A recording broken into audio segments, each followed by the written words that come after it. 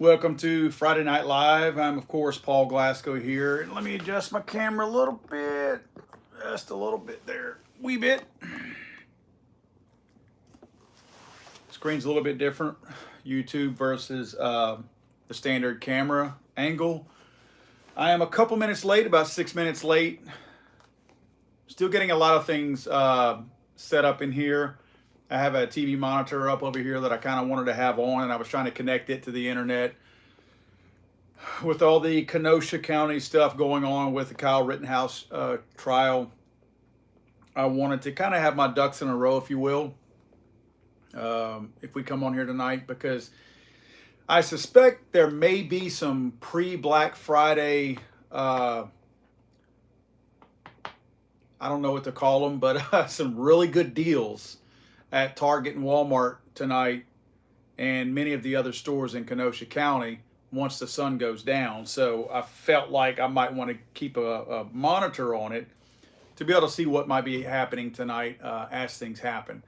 Yes, of course, the hot topic right now is the Kyle Rittenhouse trial, and obviously the verdict being read today of not guilty on all 5 accounts.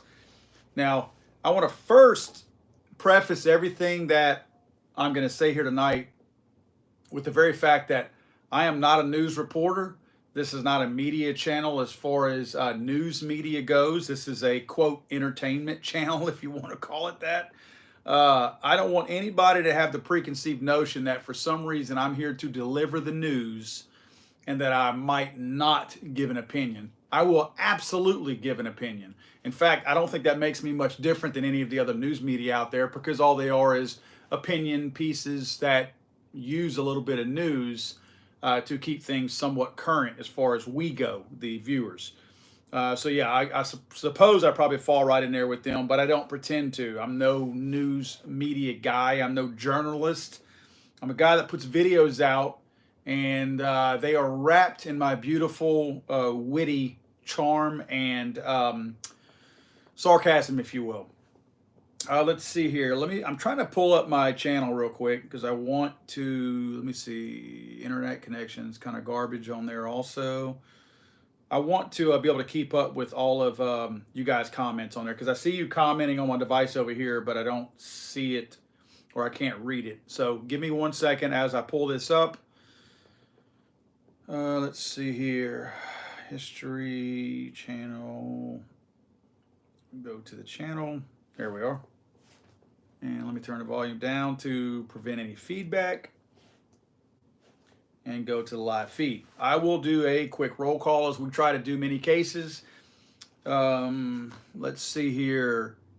CFD Truck 44 was the first one in the room. Good to see you. Let's see. N and Zero is in the room as well. Langley 337. I think that's my friend Chris. Chris, if that's you, good to see you. Chris, if this is my friend Chris, is part of the reason why I'm actually set up in the studio here tonight. Chris, I won't give his personal information or anything like that, but he is one of the main reasons why my studio is up and running this week, and I'll just kind of leave it at that. Hey, Nick's in here, S2 Strategic Defense. If you ever want to see some really good videos and some great content from a guy with all forms of different types of self-defense, I feel like this is a very relevant topic right now based on what we're seeing with the Rittenhouse trial. Nick does some really cool stuff. You guys have seen some edge weapon training that we've done with Nick. Nick's administered all of that, but he does a plethora of other things that he's really skilled at and has a lot of training in. You might want to check some of his out. His handle on here is S2 Strategic Defense. That's Nick Faruqi is his name. And again, great instructor, really good content on his channel. So if you would, check him out. Stompin' McAllister, what's going on, man? Mr. JB629, what's going on? Kyle is free. That's exactly right. Kenny Statler Bean 9198 on Twitter. Wow, that's a long handle. What's going on, man? L Steve. Let's see. Daniel Waters, Mike C. Sigma Tactical, Harold Rocca, Linda Finch, Blue Gator, Big Daddy, Tom Yoder, Frank James. Welcome to all of you guys. I'm going to get right into some of the content that I wanted to talk about tonight. First of all, welcome to kind of as I ease into my new studio. I still have a lot left to do, in here. I do have the refrigerator with beer in it. That was a big deal. Do have the AC unit hooked up in here again. Thank you, Chris, for your help on that. But a lot of little things. You know how it is. When you move into a new place, you've got tons of things that you have to tend to and get right and put it where you want it until you feel like it works right for you and all that. That's kind of where I'm at. I'm kind of at that stage where I'm trying to wrap things up, but I'm not quite there yet. But I'm close. By next week, I should be good. Cool thing is I should be all of my normal videos that I typically put out, not the Friday Night Live, but a lot of my typical videos. I should be getting back on the horse on that. Was kind of needing to get this studio finished up here. It's one of those things, if I just did it part-time, I would have never got it done. There was too much work to do, an hour or so at a time on the weekends. It had to be kind of a focused effort to get it done. So that's why I did that. In turn, I lost a lot of time on doing my videos and whatnot. So that's why you haven't seen a whole lot of my typical videos like I've done in the past here lately. That's why you will see a huge ramp up, a fast ramp up on a lot of my videos, probably starting tomorrow. I've got a massive agenda. I've got, 3 rifles already by Palmetto State Armory. I'll put out a video on Palmetto State Armory. Not getting paid by Palmetto State Armory, but a lot of people over the last couple of years, as Palmetto State has grown, I've had zero exposure to those guys. None. I know who they are and I knew who they were, but I had never touched one of their weapons of any kind or anything like that. And just a lot of questions. People, hey man, what do you think about these guys? And as more and more questions came out about that, I felt like, well, is there something I'm missing? Are they that good? Or are they that bad? So I reached out to them. They sent me 2 AR-15s. One very classic looking one, actually has gray furniture on it, and it really looks good. And one that's a little bit more modernized, a lot more modernized. And also I reached out to them for this AK-47. You can't see it, but it's right over my shoulder over here, because many of you that have followed me, you saw, I think it was 500 rounds of rusted, corroded 7.62 by 39 that I located in the floor of my garage that had gotten flooded this past May, that I just found last month. So I'll be running that, and I reached out to Palmetto State about that to see if they would be interested in me running all of that ammo with one of their AKs instead of one of my own. And they were kind enough to send me one. In fact, they sent me a beautiful one. Kind of hate to beat it up, but it'll be a good test for them. So anyway, I will be doing some videos on them. Those will be some of the first ones that I do. I also have probably a preface video with Palmetto State, introducing you guys, and me of course, because I'm learning who they are, to the company. I've got some pretty cool Spartan Armor videos that I'm going to be doing. I know I've been talking about Spartan Armor for a long time. Spartan Armor is a huge supporter of my show. They have some brand new proprietary level 4 armor that they have out. I love their plate carriers. I love their armor. I love their level 3+. I love their 4. The 4 is just so nice because it's a little bit lighter, a little bit thicker, but it's a little bit lighter. So when you're carrying it, you're not going to get that fatigue. So I will be testing out one of their brand new versions of level 4. I feel like Kyle Rittenhouse over here at his trial, yawning. Sorry, I apologize. As you can see, I've been staying up late trying to get this studio right. So yeah, Spartan Armor, those guys do some really cool stuff for me. Definitely want to thank the guys over at Advanced Warrior Solutions. Those guys are actually part of a giveaway that I'm doing for my book, How to Make a Monster. I think next week, I'll be announcing some new giveaways on some bags that those guys provided me for my giveaway for my book. If you want to get a copy of my book, don't forget, always go to howtomakeamonster.com. Again, howtomakeamonster.com. So anyway, those are some of the videos. Heck, I've even got, what was the gun I looked at? Oh yeah, I've got a HK, it's an MP5 in 22 long rifle. Really cool looking little AR pistol thingy, if you will. I guess it's not an AR, but a pistol, MP5 pistol. Really cool. I'm looking forward to that. Actually, I have an SP5 from HK in 9 millimeter. I need to run that also. So it's just an FN, one of the big, beautiful blue FN shotguns that they have, the competition shotguns. I have one of those to run. I mean, you name it. I've got just a long list of firearms and gear that I need to run. So I'm excited to be getting back out on the range to do a little bit more work outdoors, if you will, as well as being able to back it up here in the studio. So a lot of things are going to be going on between now and January. I've got tons of stuff to be filming. Let's see, guys. I would like to. Yeah, actually, I'm looking at some of y'all's comments. Jason Fisher says, you think they will federally charge Kyle? Let's talk about that. Let's talk about the whole trial. And I keep looking up, guys. If I do that, I'm not trying to be rude. I have a television monitor on above on the other side of the room that I'm keeping an eye on to see when people are going to actually start hitting the stores for the pre-Black Friday sales now that the sun has gone down. Of course, they're going to use bricks instead of keys to open the stores up, but nevertheless, they will be helping themselves to flat screens and blue jeans tonight. So the trial, okay. I think a lot of you guys know my opinion over the last couple of weeks, whatever. If you follow me on any form of social media, I'm pretty active on most of them. I just snuck my way back on Twitter, by the way. If you guys want to follow me on Twitter, if you like a little bit of spice in your life, you'll want to follow me on Twitter. Because if you follow me on YouTube, Instagram, or Facebook, it's pretty toned down because apparently I found the line to cross on Twitter. For so long, I was on Twitter, and I know what you're thinking. Why are you even on there? These are all run by liberals. You got to be on there. I mean, in my sense, I have to be on there to try. I'm not going to hide from the liberals out there that hate guns and the Second Amendment community. I want to get right in their face just like many of you do. And you have to do that by getting on their own forums and doing that. I found for a very long period of time that Twitter, I thought, was extremely forgiving in that you could pretty much say anything you wanted to and nothing ever happened to you. Well, Twitter had a surprise for me because Twitter not only kicked me off of Twitter, Twitter banned me from Twitter forever. It seemed. In fact, their messages to me said that you are banned forever.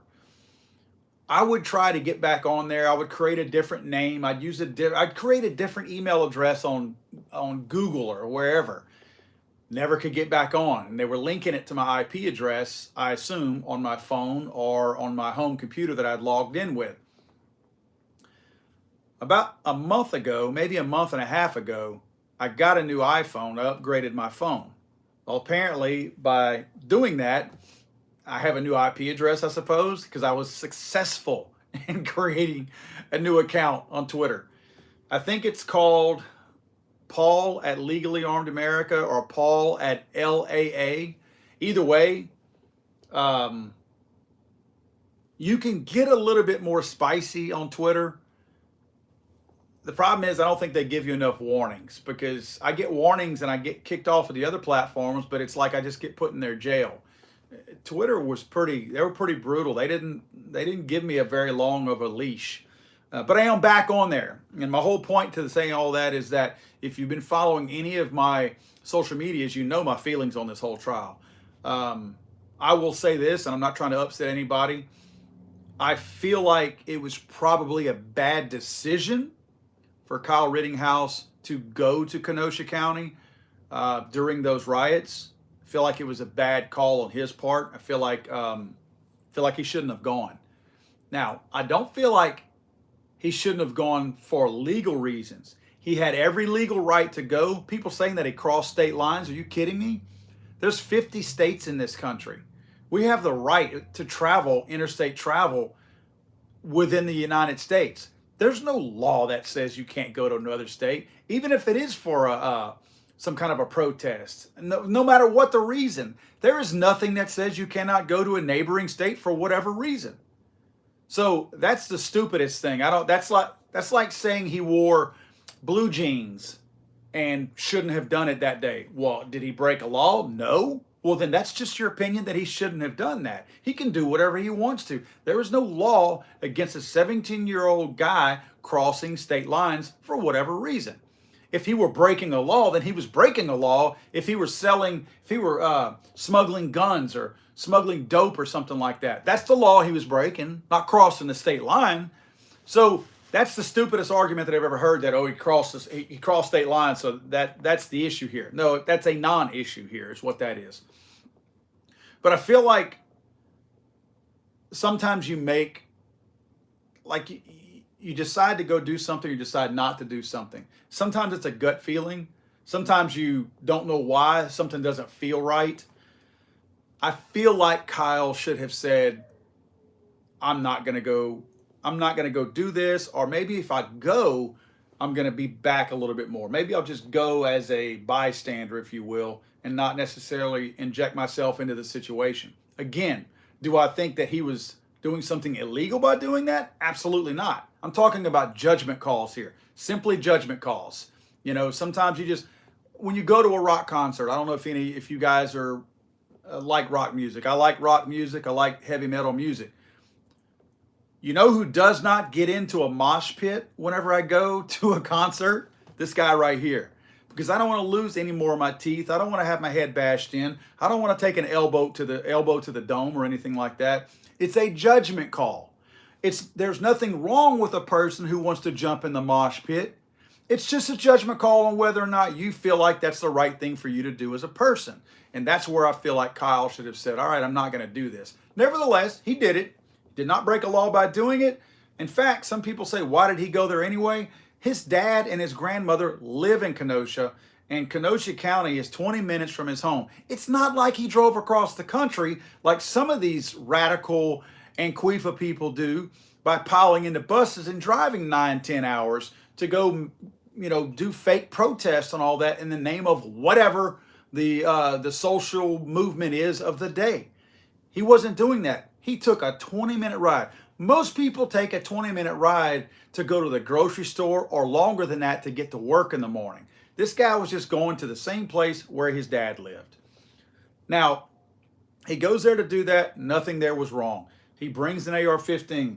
Guys, for anyone out there, especially any of the left-leaning wackos that might be watching this, he did not illegally possess that AR-15. It's illegal for a 17-year-old in Wisconsin to have a short-barreled rifle. The prosecution knew this, or they acted like later on they knew it all along. Maybe they didn't know it. Because let's face it, in the gun culture, a lot of people see things and they just assume things. When a prosecutor might have seen short-barrel rifle, he may not have even thought to measure the length of that. In fact, they even said, I remember seeing this, that they never even, at the time, they didn't even have Kyle Rittenhouse's weapon as evidence. So not only did they not measure the barrel of Kyle Rittenhouse's AR-15, they didn't even have it in evidence.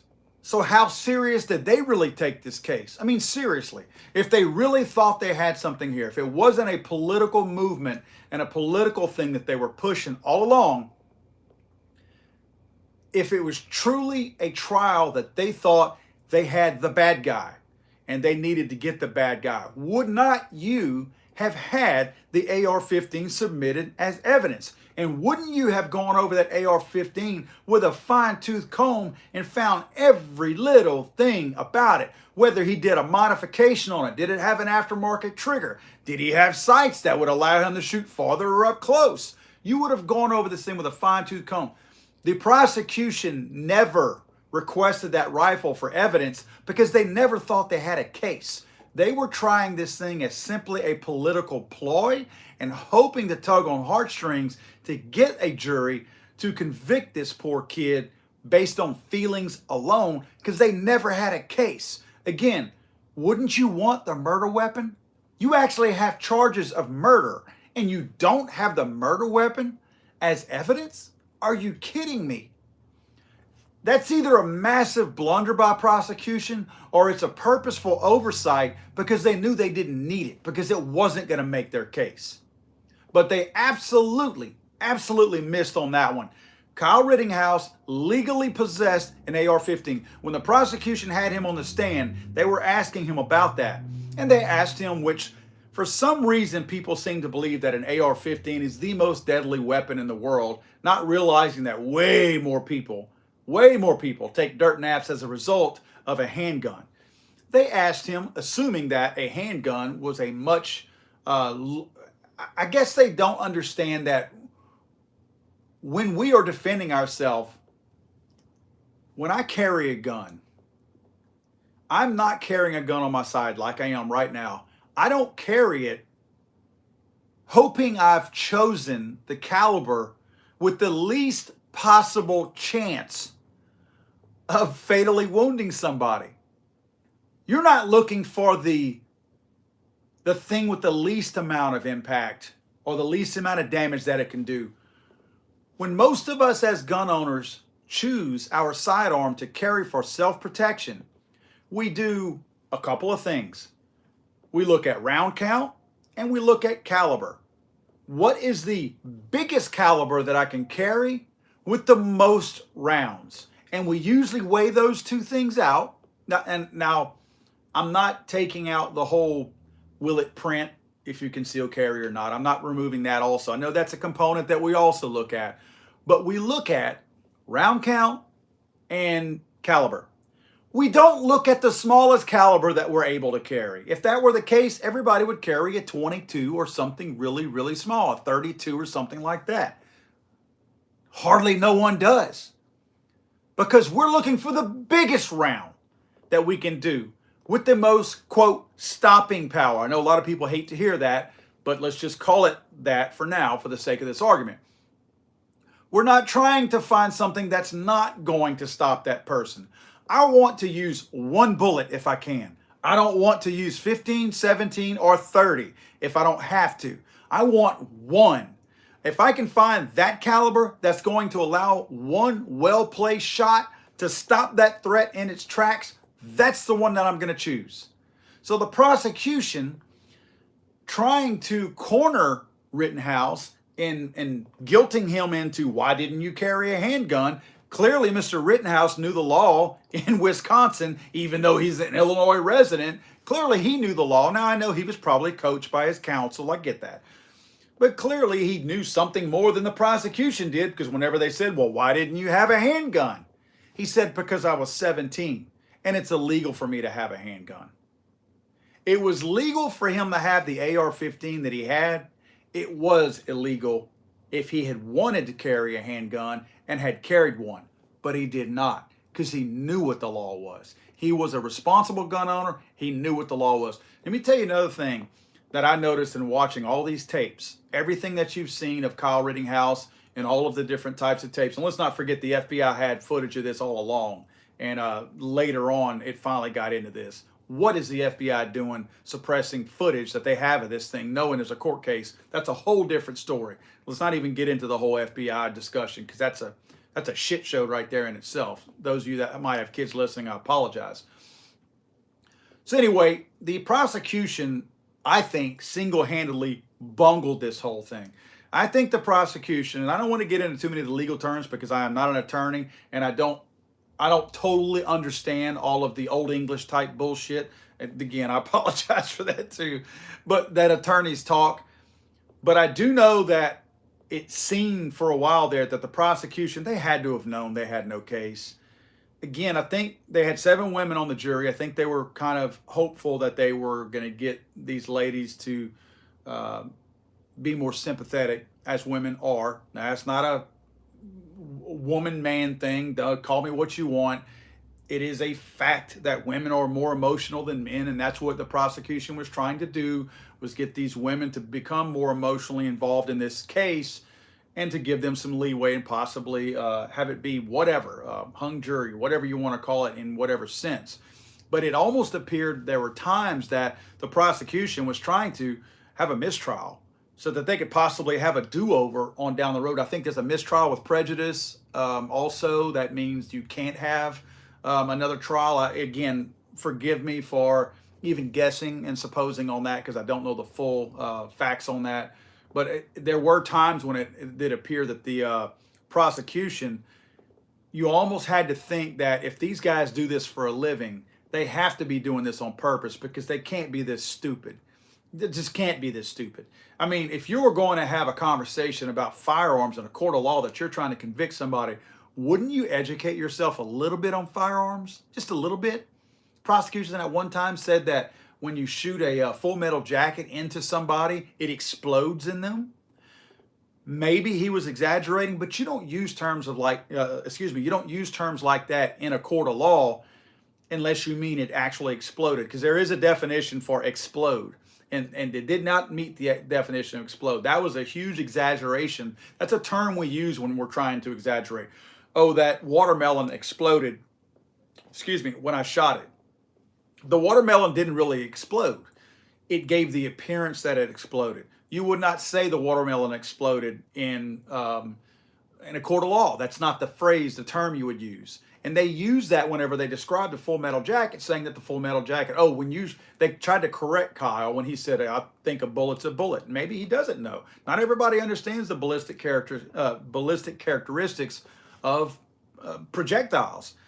And when Kyle said, I just assumed a bullet was a bullet, or said something like that, I'm paraphrasing here, and the prosecution corrected him and said, no, whenever you shoot a full metal jacket into a human body, it explodes. And actually, the judge corrected him on that. The judge stopped him and said, now, wait a minute. Are you saying that it explodes inside of him or it just expands inside of him? So even the judge had had enough of that. So this boy was set up from the get-go. Let me tell you the thing that bothers me the most about this case. The prosecution, their job, and hear me out what I'm saying right here. As a voting citizen of the United States, I know I don't vote in Wisconsin, but I do vote in the United States, and we have federal laws that most of the courts are going to operate under. Very similar types of laws, and the types of actions that you do in law, the way things work and all that, they pretty much run the same in most of the states. I know each state does in some cases have different sets of laws. But the prosecution's job should not be to send somebody to prison or death penalty. I don't know if Wisconsin has a death penalty, but I know that Rittenhouse probably would have gone to prison for the rest of his life, or could have. Their job is not, by all means necessary, to send that defendant to prison. Their job should be to seek the truth out. And if the truth proves that Kyle Rittenhouse did whatever he did that he's being charged for, then he should go to prison for life. These guys knew. They knew. They lied in cases. They submitted information. They misrepresented some of the evidence and then lied about that. These guys, these prosecutors, were acting like they were independent people that had something out for Kyle Rittenhouse. It further proved that it was just a political thing to them. Because again, their job should not be to send a defendant to jail under any circumstance. It should not be, they shouldn't have the game plan that no matter what we have to do, we need to find a way to send this kid to jail, to prison. That's not the way our justice system works. State prosecutors, their job is to find proof. Find proof, not make proof. Big difference. There's a big difference between making proof, or perceived proof, I should say, because if it's not proof, it's not proof.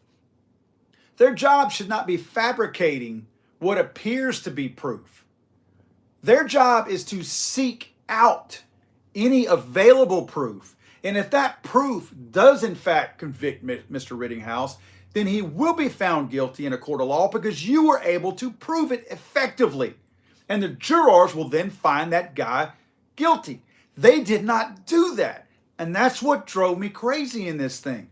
I have never, ever seen Any judge, any prosecutor in any type of court setting seemed like they had an axe to grind and were trying to do whatever they had to do under any possible circumstance to find somebody guilty. That is an absolute travesty. Our justice system should not be built like that. I know that defense attorneys have a really bad habit of twisting things, turning things, or whatever. You know why they do that? Because their defendant has hired them to get them off. And you and I both know that in many cases, defense attorneys are defending people. They know damn well they're guilty. They know they're guilty. You will never convince me that every defense attorney out there who's ever defended anybody, that they all thought their defendant was innocent. Give me a break. Their job is to get their guy off no matter what. No matter what. They don't work for the taxpayers. They are private individuals. And their job is to find a way to get, even if it's some kind of weird little wrinkle they have to throw, but to get their defendant off. That's not the prosecution's job in turn. They don't have the opposite effect of that. They're working for the state, for the taxpayers. If you want to get technical about it, even though Kyle was an Illinois resident, in many cases, they're working for the very people who are the defendants. So Kyle could have, and his dad lived there. Very good chance Kyle has paid many taxes in the state of Wisconsin. So technically, those guys work for Kyle also. Again, I'm sure he's bought things in Wisconsin visiting his dad only 20 minutes away from his home in Illinois. So again, they work for him. So these people are doing everything they can to send that boy to jail, including lying, misrepresenting information, and a number of other things. Guys, that is just wrong. To see our justice system stoop to that kind of level and have the prosecution of a state do something like that absolutely floors me. Absolutely. I will tell you that I don't see, once things started happening, excuse me, my nose is itching like crazy.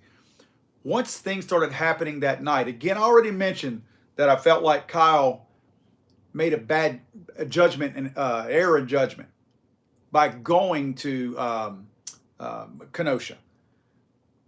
But once he was there, the guy did nothing wrong. If you guys follow the trial, I found out a lot of things in the trial that I didn't already know. A lot of little things here and there that I was like, oh, wow. You know, they were really able to paint a good picture and explain everything that took place. There's not a thing that kid did. In fact, that kid earlier in the day was trying to wash graffiti off of walls that these Anquifa people and BLM people were painting all over the walls. This kid was there doing that. He had a med kit with him. His med kit, don't even give me this. He thought he would shoot somebody. If you intend to do somebody harm, you don't turn right back around and try to administer aid to them. This guy brought a med kit because he was wanting to help somebody. Put a freaking fire out at some. He was doing things not to try to harm the community or any of the people there. He was doing things to help the situation out there. Once he started getting attacked, all bets are off. I don't care if Santa Claus was chasing him. If Santa Claus is chasing him and comes at him with a skateboard or whatever, or tries to kick him, punch him, or whatever, Kyle Rittenhouse is running away. And when Kyle Rittenhouse is being chased and there's somebody behind him chasing him, this person is the aggressor, not Kyle Rittenhouse. You have every right to shoot that person that's coming at you. Now, the prosecution tried to say that there was a claim of an active shooter there. No, there wasn't. No. I remember when all this happened. There was never the claim of an active shooter. Immediately when the news came out that Rittenhouse had shot somebody in Kenosha County, immediately, it was that somebody that was there with an AR-15 shot people, and they immediately have the picture of the one guy with the skateboard trying to whack him, the other guy in the air doing the jump kick. All this stuff was out. There was never a supposition of any kind, at least on most mainstream media that I saw, that said there's an active shooter.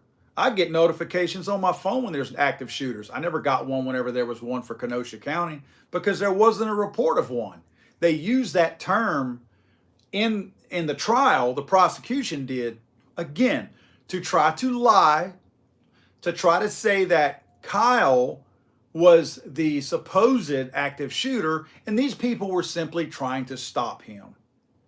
That's not true. These people were the ones burning and tearing stuff up. Heck, the 3 people he shot were all felons. So there's another lie by the prosecution to create this lie that there was an active shooter situation and that these other people were somehow vigilantes.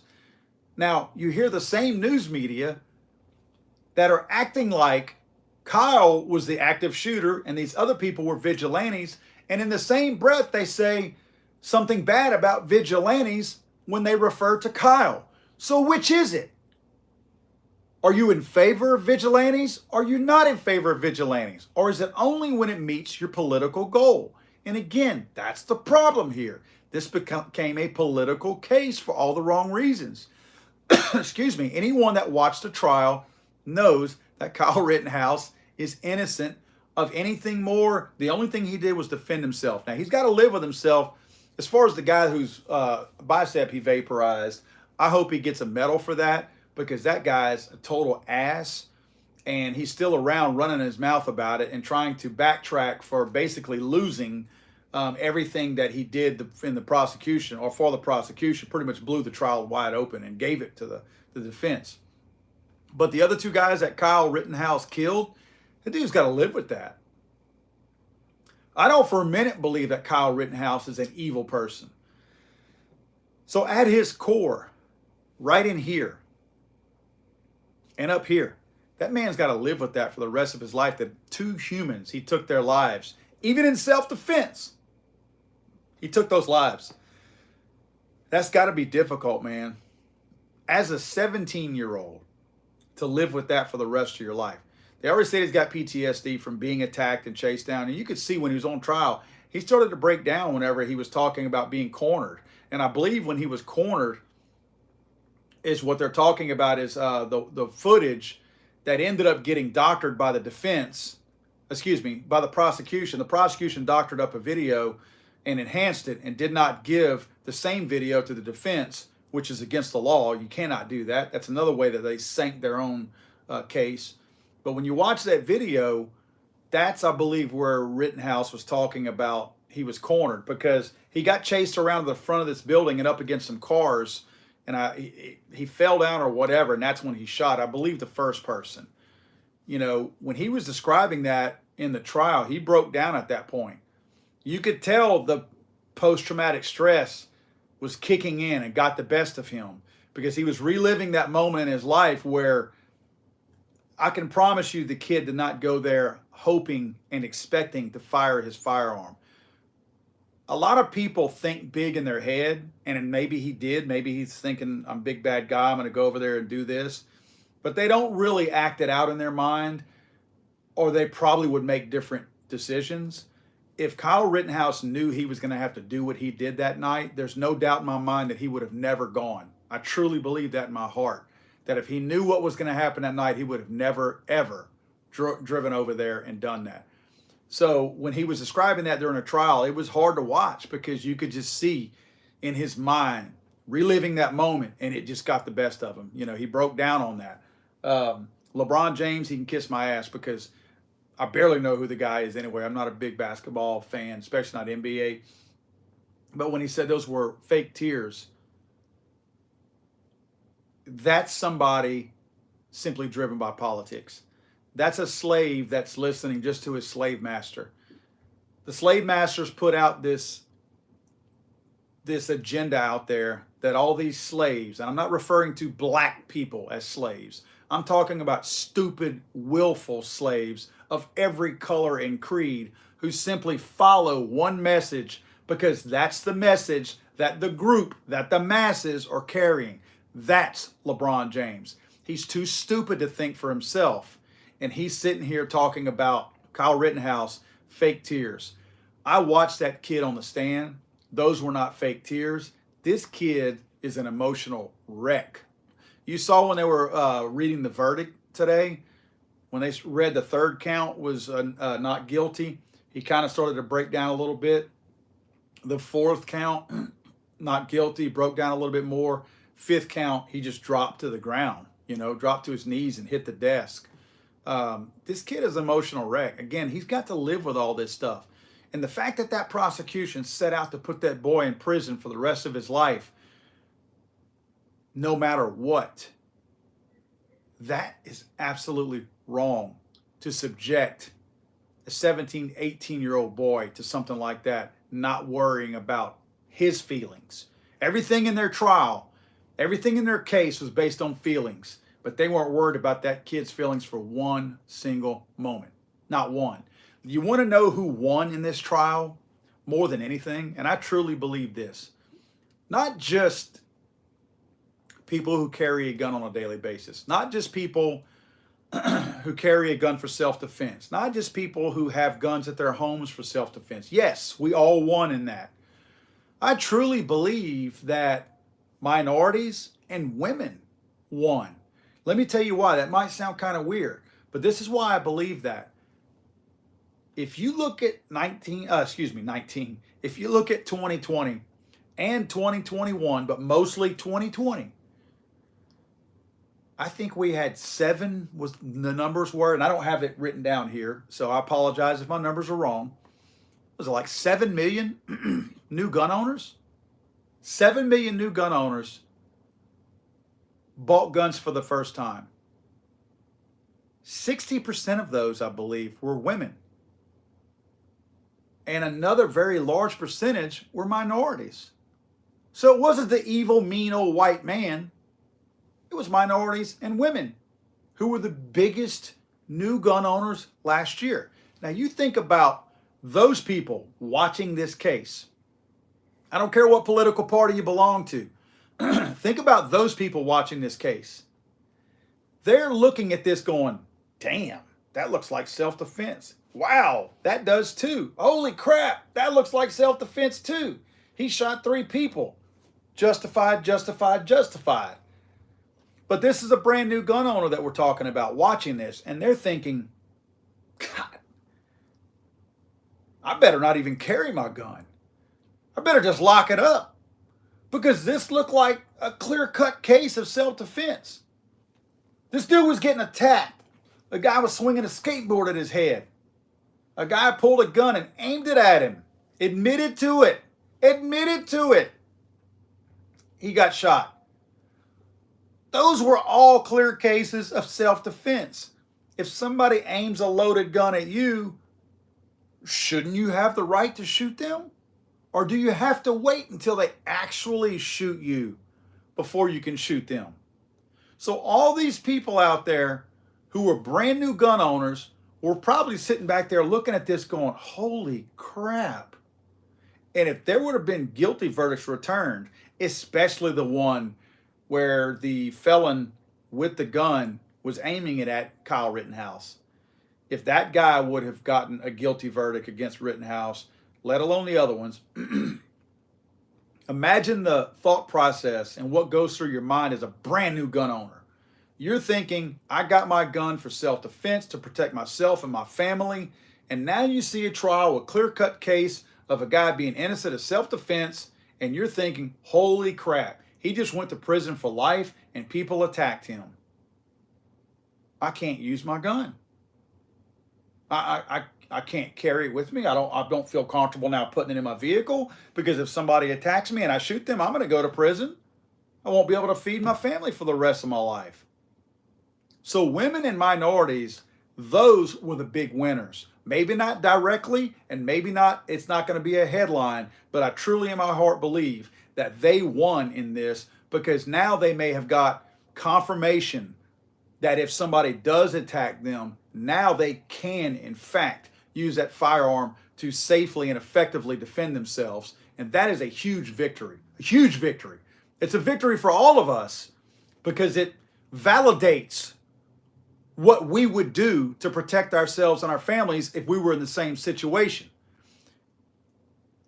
It's more scary to me that that's what was on trial, because that's really all that was on trial here was Kyle Rittenhouse defending himself, and whether or not the state of Wisconsin felt like he had the legal right to do that, which he does. But they were still questioning that. Unbelievable. And let me mention another little thing. What time is it? 7:51. I'm running late. I'm running my mouth here. So I apologize for being too long-winded on some of this stuff. But I'm going to tell you something that I truly believe. Geography played a large role in this. Geography. What do I mean by that? Kyle Rittenhouse lives with his mother in Illinois. He traveled up to Wisconsin, 20 minutes from his home, just across state lines, to where his father lives. He was tried in the state of Wisconsin where the shooting took place. State of Wisconsin, I don't have a map right here, but Wisconsin is not known as a true blue state. Yes, it's got Democrat sides to it. It's also got conservative sides to it. But it's not one of these, oh, let's just use Illinois as an example. It's not one of the true blue states of or like Illinois. So with a jury of his peers in the state of Wisconsin, I feel like by self-defense being on trial, Rittenhouse had a chance. He had an opportunity. In other words, he had an opportunity for a jury of his peers who were thinking more level-headed, because you had a better chance of having, if not pro-Second Amendment people in there, at least people that weren't quite so anti-Second Amendment that might be in the jury pool. Had Kyle Rittenhouse shot somebody south of him in his home state of Illinois, we might be talking about a totally different verdict today. There's a very good chance that we would not be talking about Kyle Rittenhouse getting off. In the state of Illinois, with a bunch of left-leaning wacko nut jobs, there's a very good chance that there would not have been a true jury of Kyle Rittenhouse's peers that would have been judging him. There's a very good chance that he'd have had a bunch of these wacko left-leaning nutbags who would have sent him straight to prison for the rest of his life. Not to mention some goofball judge that probably had the same nutty way of thinking as those wackos that were the prosecution in Wisconsin. So I truly believe that geography played a little bit of a role in the outcome also, because this same incident could have happened 20 minutes south of there, and we could have had a whole different verdict today that was read, and a lot of things happening. I'm looking right now, and I still don't see anything on TV. I don't know if it's not late enough. I don't know if they haven't gotten enough beer in them yet, or enough whiskey, or whatever it is rioters drink or smoke or inject. But nothing yet. Nothing yet. But I want to make those points to you guys real quick.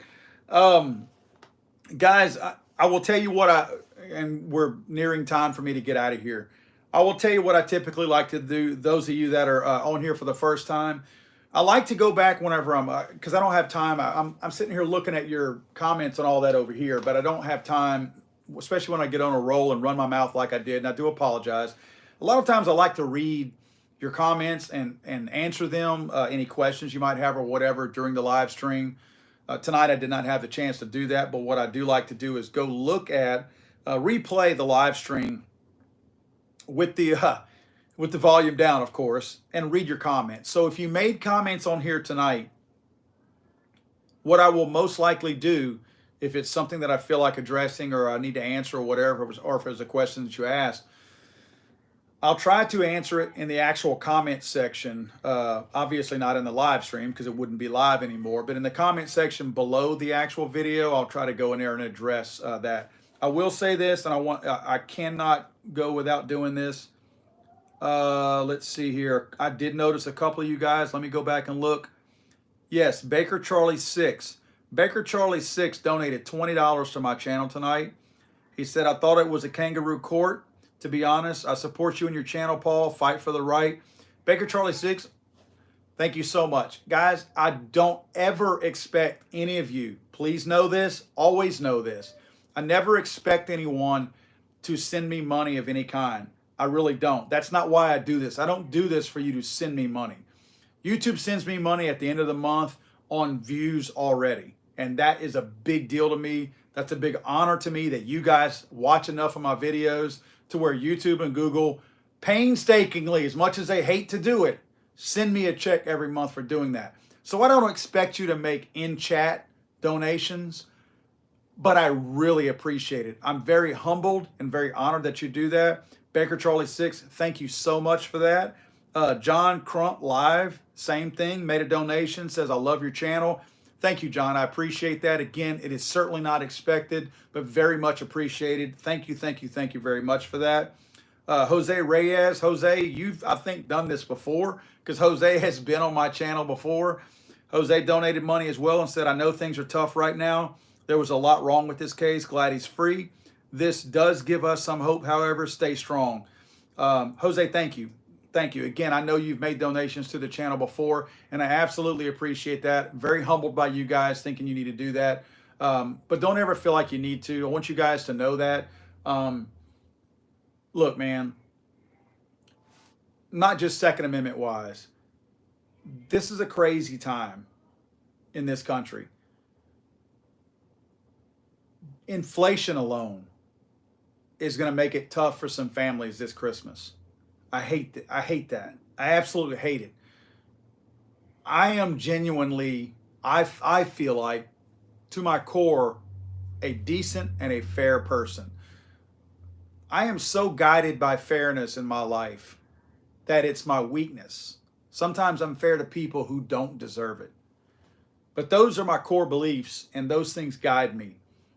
And when I see what's happening right now with our country, knowing that people are going to have to start making choices between keeping the lights on, having a gallon of milk in the refrigerator, putting new shoes on their kids, that's choices that the working class people should not have to make. I'm sorry, I'm not talking about the people who sit on their fat asses and draw a government check and they're able-bodied and can get out and work. I can't sympathize for those people.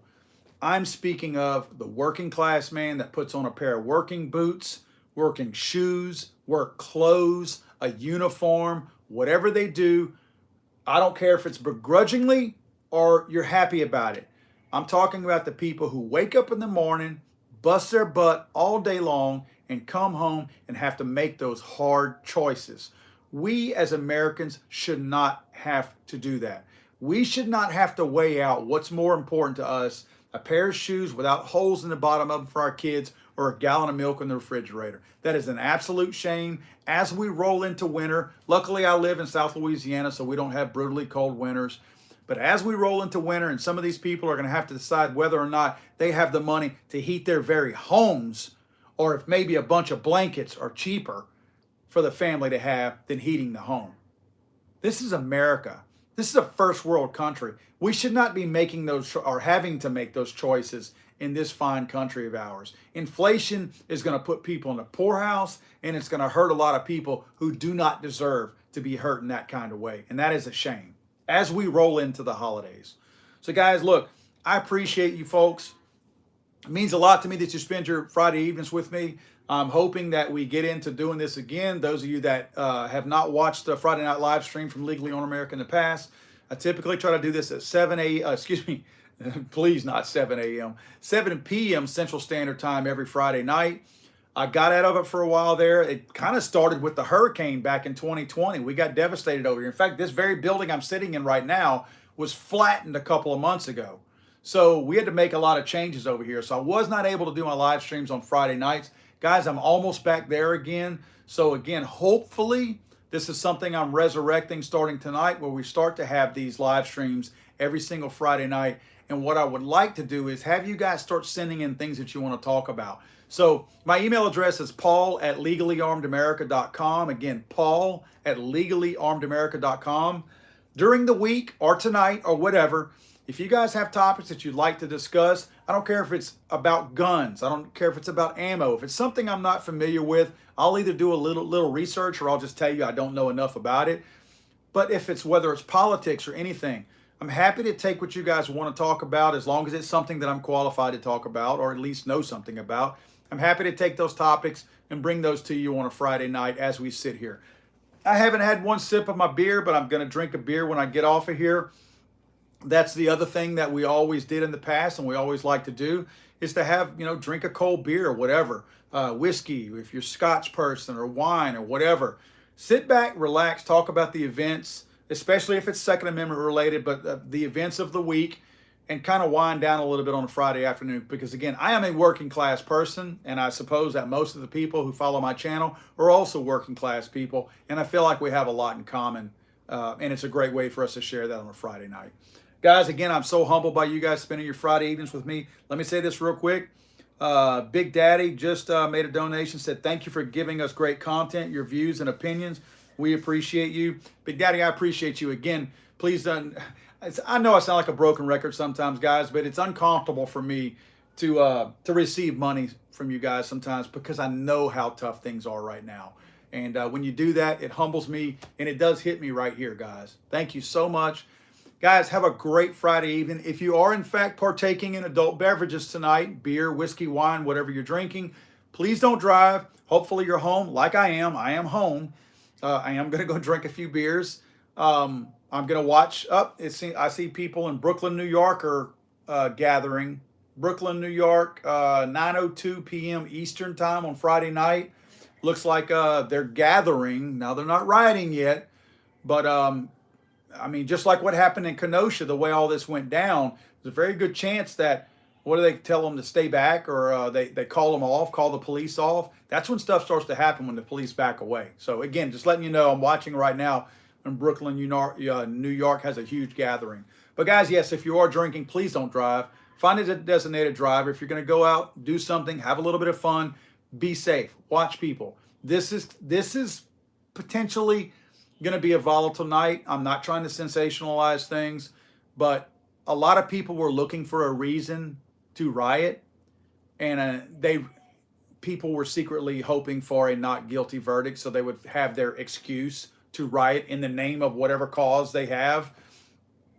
So if you're going out and about, please be careful. Head on a swivel.